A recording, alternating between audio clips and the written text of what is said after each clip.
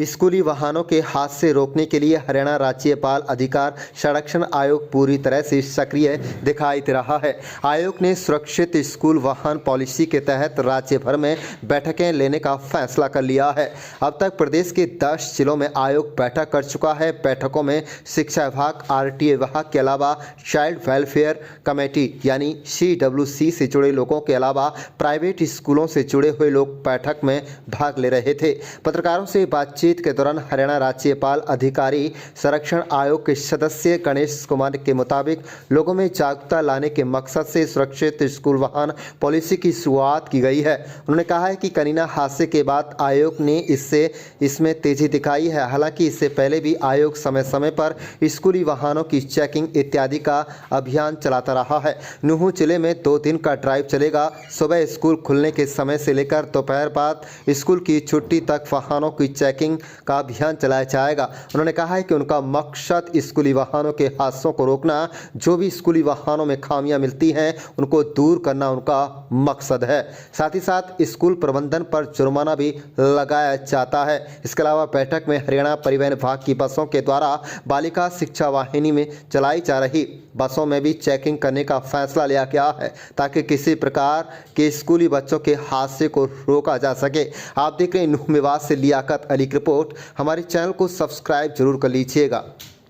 जी इतने स्कूली वाहन हैं जो बच्चों को लाने ले जाने के काम में लगे हुए हैं। जी दूसरी बात, क्षमता से अधिक सवारियां बढ़ना तो नई बात नहीं है और बहुत सारी खामियां स्कूली वाहनों में हैं। उनसे निपटने के लिए आपकी क्या तैयारी? सर, हमारा ये जो ड्राइव हम सुरक्षित स्कूल वाहन पॉलिसी के तहत पूरे स्टेट में हमने स्टार्ट कर दिया है। तो हमारी तैयारी अब ये है, अभी हमने इसको स्टार्टिंग से पंचकूला से स्टार्ट किया है, फरीदाबाद, गुरुग्राम में हम कर चुके हैं। अभी नूंह की बारी है, तो 2 दिन का हमारा जो ये ड्राइव रहेगा। जो भी असुरक्षित वाहनों से बच्चे स्कूल में जा रहे हैं या स्कूल बसेस हैं, अगर बसेस हैं तो सुरक्षित स्कूल वाहन पॉलिसी के तहत वो पूरे जो उनके रूल्स हैं, जो टर्म्स एंड कंडीशन है, वो पूरी होनी चाहिए, ताकि हमारे जो बच्चे हैं जो वो सुरक्षित रूप से स्कूलों में जा सके। इसके अलावा जो अनऑथराइज्ड व्हीकल्स हैं, जैसे बच्चे छोटे वाहन में आते हैं या ऑटो से आते हैं या इको वाहन टाइप से वाहनों से बच्चे आते हैं, अनऑथराइज्ड हैं जो वाहन, वो कमर्शियल नहीं है, वो सिर्फ पर्सनल व्हीकल है। और पर्सनल व्हीकल से जो आ रहे हैं बच्चे, उन वाहनों के खिलाफ एक्शन लिया जाएगा। उन स्कूल के खिलाफ भी एक्शन लिया जाएगा जो इस तरह से अपने जो बच्चों को स्कूल में बुलवा रहे हैं या बच्चे आ रहे हैं स्कूलों में। इसके अलावा जो ऑटो रिक्शा है, तो ऑटो रिक्शा में भी बच्चे भर भर के आ रहे हैं। अगर हमारे साथ आरटी डिपार्टमेंट भी रहेगा, ट्रैफिक पुलिस भी रहेगी, एजुकेशन डिपार्टमेंट भी रहेगा, और भी जो डिस्ट्रिक्ट चाइल्ड प्रोटेक्शन यूनिट है, CWC है, सब लोग हमारे साथ रहेंगे। पूरा टीम के रूप में हम काम करेंगे, सारे बसेस चेक करेंगे और उनके खिलाफ जो भी अनऑथराइज्ड जो व्हीकल चल रहे हैं पूरे डिस्ट्रिक्ट में, उनके खिलाफ एक्शन लेते हुए उनके जो चालान बनते हैं वो चालान किए जाएंगे। और मैं बल्कि इसी उस सुरक्षित वाहन पॉलिसी के तहत आम जन से भी आग्रह करता हूं कि अपने बच्चों को थोड़े पैसे बचाने के चक्कर में अपने बच्चों को अनऑथराइज्ड जो कमर्शियल व्हीकल है जो उससे ही भेजें। अनऑथराइज्ड व्हीकल से बच्चों को ना भेजें।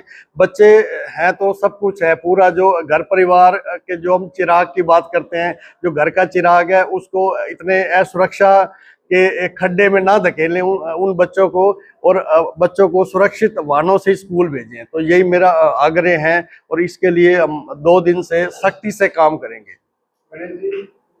हरियाणा में कई नहीं, बिल्कुल आयोग हमेशा से इस चीज़ों पे रहते हैं जी। ऐसा नहीं है कि जो सुरक्षित स्कूल वाहन पॉलिसी का है वो काफ़ी सालों से जो ट्रांसपोर्ट डिपार्टमेंट हरियाणा हमारा जो आयोग जो पिछले हमारे टर्म में मेंबर से हमारी चेयरपर्सन थी, 2016 में भी हमने इस तरह की ड्राइव चलाई थी, 2018 में भी हमारी ड्राइव चलाई थी। तो इसका मतलब ये है कि आयोग तो स्टार्टिंग से लगा हुआ है इसके, मगर आयोग को कई चीज़ और भी देखनी होती है। मगर हाँ, ये जो महेंद्रगढ़ का जो कनीना का हादसा हुआ, हाँ, उससे हम और अलर्ट हो गए कि इस तरह के हादसे हो। हम तो कर तो रहे थे, ठीक है, मगर और ज़्यादा हम इसके लिए एक्टिव हो गए। और मैं बल्कि सारे जितने भी ज़िले हैं डिस्ट्रिक्ट लेवल की जो कमेटीज़ बनी या नूह जिला प्रशासन से डीसी साहब हैं, मैं उनसे भी आग्रह करूंगा जो डिस्ट्रिक्ट लेवल पे सब डिवीज़न लेवल पे जो सुरक्षित स्कूल वाहन पॉलिसी के तहत कमेटीज़ बनी हुई हैं उनका वो एक्टिव हों और उनका रेगुलर उनका जो मैंडेट मीटिंग है मंथली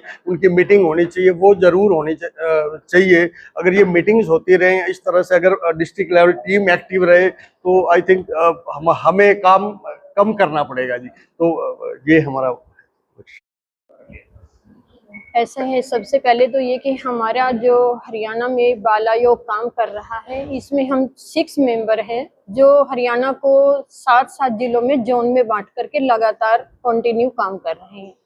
हमारे पास जैसे अभी साउथ है, अभी सर ने बताया कि आज हम नूह में, उससे पहले हम फरीदाबाद गुरुग्राम में कर चुके हैं और हमने जो वहाँ पंचकुला से शुरू किया था, किन्हीं कारणों से हमें बीच में इलेक्शन की वजह से रोकना पड़ा। अब ये काम हम दोबारा से फिर कर रही हैं। लगभग 10 जिले हम कवर कर चुके हैं और ये काम कंटिन्यू चल रहा है। मैम 10 जिले आप कवर कर चुके हैं, किस तरह की खामियां वाहनों में आपको नजर आती है और दूसरा उनसे निपटने के लिए किस तरह के आप उन पर जुर्माना या क्या चीजें? ऐसा है इसमें सर कि खामियां तो देखो मिलती रहती हैं। अब यदि हम एक बहुत अच्छी रेपुटेशन वाले स्कूल में जाते हैं जिनकी 50-50 बस लगी हुई है, उसके बावजूद भी प्राइवेट व्हीकल इतने लगे हुए हैं जिनको वो अपने ही ग्राउंड के अंदर एंट्री देते हैं। कहते हैं बच्चे राष्ट्र की धरोहर है, लेकिन राष्ट्र से पहले बच्चे देश और अपने समाज का नाम रोशन करता है और अपने माता पिता की जीवन भर की संपत्ति है।